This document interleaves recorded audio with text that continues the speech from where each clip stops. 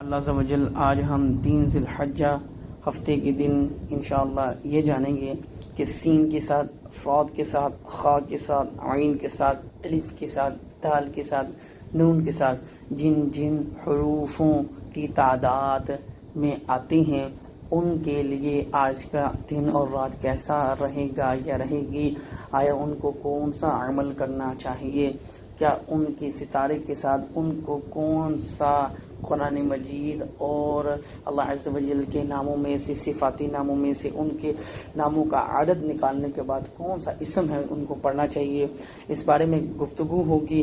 اور 3 ذی الحج کو ہفتے کے دن ہم بعد نماز مغرب، عشاء یا رات کو سونے سے پہلے کوئی ایسی تسبیح پڑھ لیں جس کے لیے ہمیں بہت سی برکات مل جائیں۔ آیا ہم یہ رات کو قیام کریں، 2 رکعت 3 مرتبہ 6 رکعت نوافل ادا کریں گے، اس میں سورہ فاتحہ کے ساتھ کون سی سورت پڑھی جائے گی اور کتنی بار پڑھی جائے گی جانیں گے اس ویڈیو میں۔ آپ سے گزارش ہے مکمل ویڈیو کو واچ کریں، انشاءاللہ عز و جل بہت سی برکتیں آپ کو حاصل ہوں گی اور بہت سا علم سیکھنے کو ملے گا۔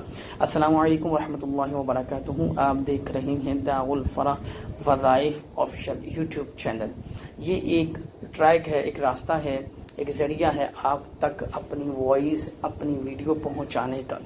تو وہ میرے دوست، میری بہنیں، میرے بھائی جو مجھے لائک کرتی ہیں، شیئر کرتی ہیں، سبسکرائب کرتی ہیں اور میرے سبسکرائبر ہیں، آپ کے لیے انشاءاللہ عز و جل بہت محنت کے ساتھ ایک ویڈیو بنائی جاتی ہے جس میں قرآن اور حدیث کی روشنی میں ہی گفتگو کی جاتی ہے۔ تو رب تعالی مجھے اور آپ کو اس پر عمل کرنے کی توفیق عطا فرمائے۔ سب سے پہلے بات کریں گے قیام کی اور 6 نفل کی۔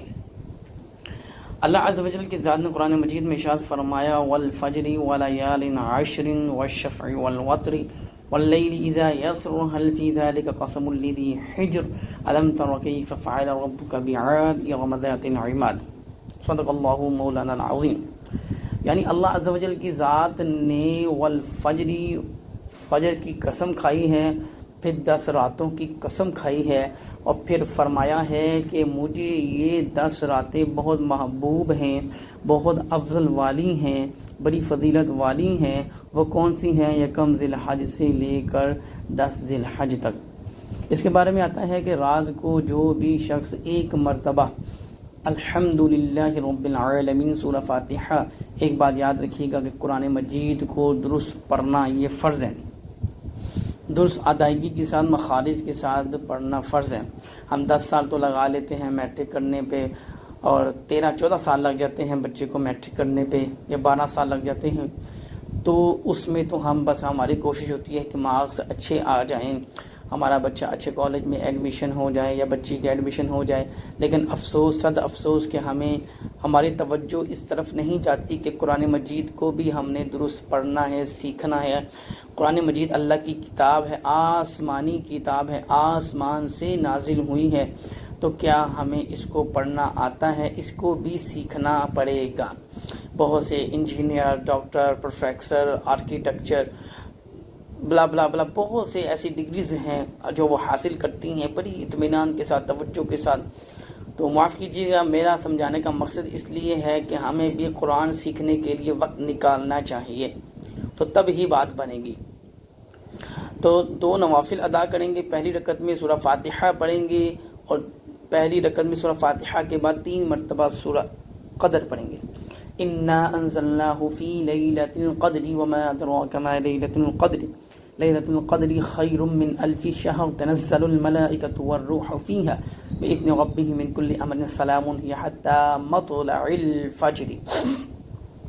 3 مرتبہ پہلی رکعت میں اور پھر دوسری رکعت میں 3 مرتبہ انشاءاللہ عز و جل سورہ اخلاص پڑھی جائے گی۔ اس طرح آپ کی 2 رکعت نفل ادا ہوں گے۔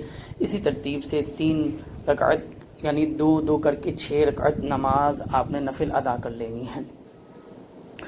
اور یہ ضروری نہیں ہے، اگر آپ کے پاس وقت نہیں ہے آج تو آپ یعنی عید الفطر، عید الاضحیٰ ہفتے کے دن ہے، کوشش کریں کہ ان 10 ایام میں یکم ذی الحج سے لے کر 10 ذی الحج کی رات، یہ 10 راتیں طاق ہیں، تو اس میں آپ یہ 6 نفل کسی بھی وقت ادا کر سکتے ہیں رات کے وقت۔